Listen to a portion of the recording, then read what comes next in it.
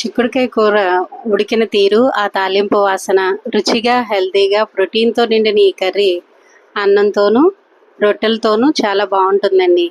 నమస్తే అందరికీ, welcome to my channel. నేను ఇప్పుడు చిక్కుడుకాయ కొత్తిమీర కారం కూర చేస్తున్నాను. అది ఎలా చేయాలో చూద్దాం రండి.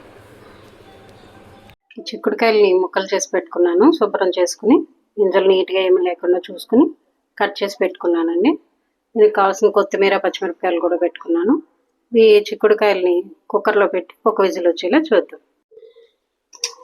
ఈ ముక్కల్ని కుక్కర్లో వేసేసుకుందామండి.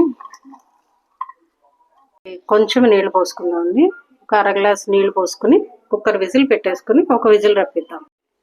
కొత్తిమీర కడిగి పెట్టుకున్నాం కదా, దీన్ని మిక్సీ జార్లో వేసి గ్రైండ్ చేసుకుందామండి. దీంట్లోకి మన కారానికి సరిపడా ఎన్ని పచ్చిమిరపకాయలు పడతాయో చూసుకుని వేసుకున్నాం. నాకైతే 4 పడుతున్నాయి. ఇవి కారం ఎక్కువ ఉన్నాయి, కొంచెం వేసుకుంటున్నాను. ఒక స్పూన్ ఉప్పు వేసుకుని మిక్సీ పెట్టేసుకుందామండి. ఇలా గ్రైండ్ అయితే చాలండి. ఆ కూరకి మనకు మంచి టేస్ట్ వస్తుంది. ప్యాన్ పెట్టుకుని దాంట్లో ఆయిల్ వేసుకుందామండి. ఒక అర స్పూన్ ఆవాలు వేసుకుందాము. కొంచెం అర స్పూన్ జీలకర్ర వేసుకుందాము.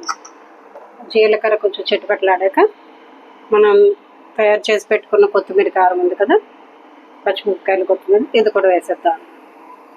ఇది పచ్చివాసన పోయే వరకు బాగా వేయించుకోవాలి వస్తుంది కదా, అప్పటి వరకు వేయించుకుందాం.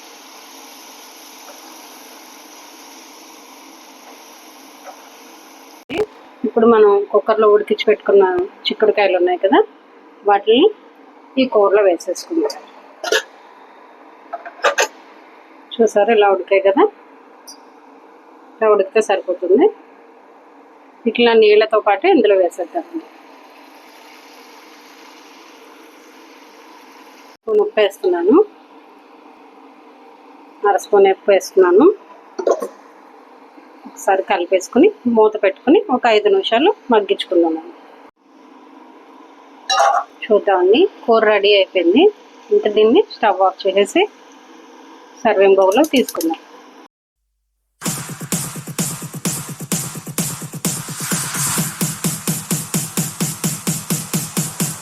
ఇంతేనండి, చిక్కుడుకాయ కూర రెడీ అయిపోయింది.